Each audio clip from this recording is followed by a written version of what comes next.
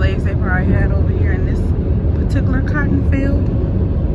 This cotton field goes on for miles.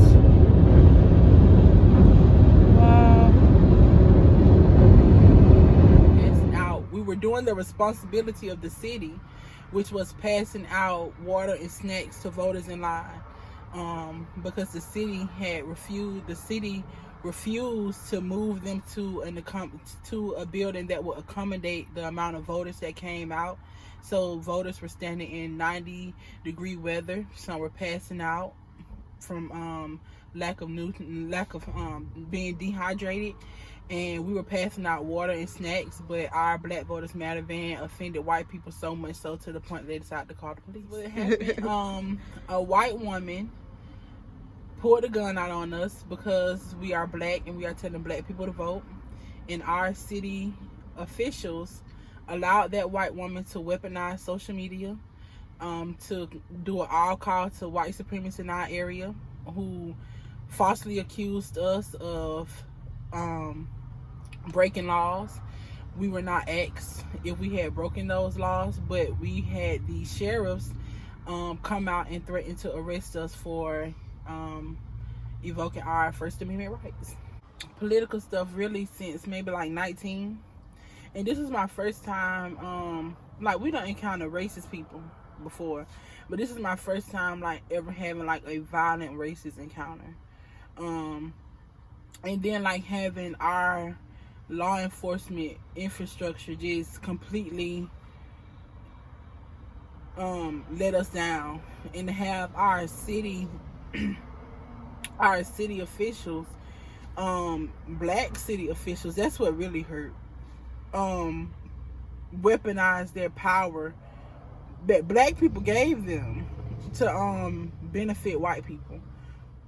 But like I was saying, like not even to give us the courtesy to come down and say, let me get their side of the story, or let me see what's going on. It was just, call the sheriff, get them locked up.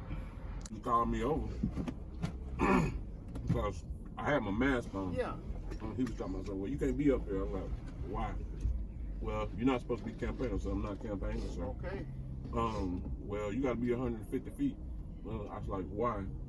I said, I'm on a public sidewalk. Well, you got campaign materials. Where? Wow.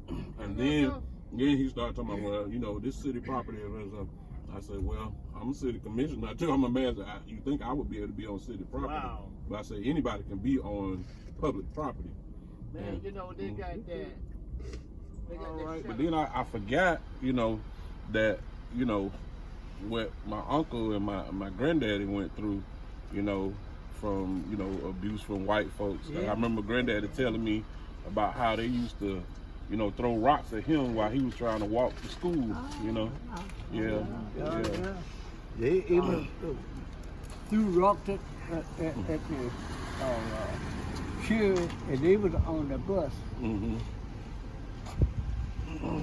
That's one of the reasons they said I remain. I come up, I just wouldn't take it. Mm-hmm. But one thing was, I heard how good it was in the north. Mm-hmm. When I found out that was the biggest lie ever was told. Yeah. They ordered us off the church ground in Detroit. In Detroit. Mm-hmm. Mostly all of my my mama's brothers left here to go to Detroit, and they would raise their families up there. They had to, leave from Fitzgerald, because of, racial stuff, and, it's kind of like, y'all get on out of here. It was just, people didn't tell it, but it was just as bad there.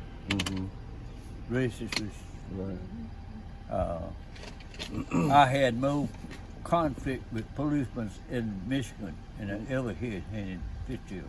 Wow. For 30 years. I had the UAW backing me. So every time they charged me, I said, okay, I'm going to call out our fleet of lawyers. When I get there with you custody you ever seen me, they found out it was true. I shot the jury down up there, told him one more time, I'll have you a bar. With them unions. Sharecroppers.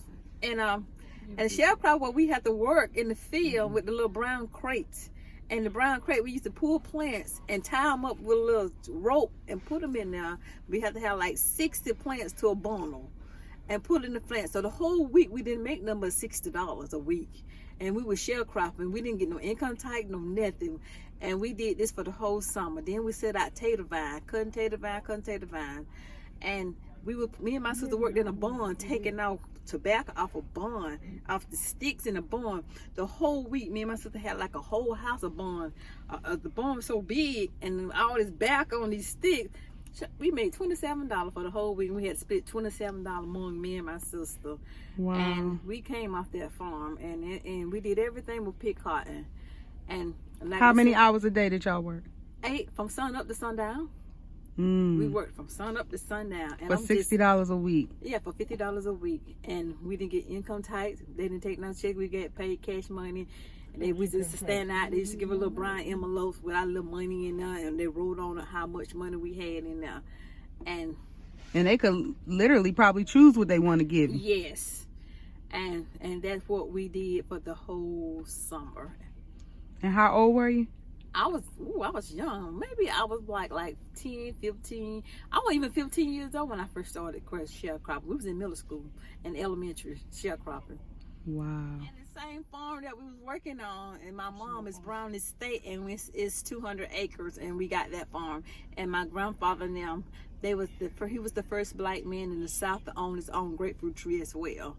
Wow. And my grandmother is 94 and still living, and she got they farm. My granddaddy used to grow sugar cane and do his own preserve, and he was a Viet veteran as well. And we also have our own personal graveyard, and the road is named Brown Cemetery after us.